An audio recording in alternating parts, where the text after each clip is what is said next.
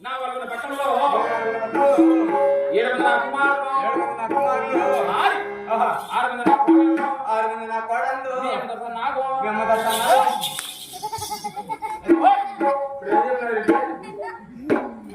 వచ్చి రాక మీ అమ్మ నాకు పట్టక అంటే నేను వాళ్ళదా ఏమన్నావు చెప్తే అట్లా పలకరా అంటే కాదురా మీ అమ్మట అడుగుతా మీ అమ్మట భార్య మా అమ్మ నీ భార్య మా ఆయన చచ్చిపోయినాడా మా అమ్మ నీ భార్య ఏంది అది కాదురా మీ అమ్మట అడుగుతా మీ అమ్మ భార్య అదే వచ్చింది ఎవరా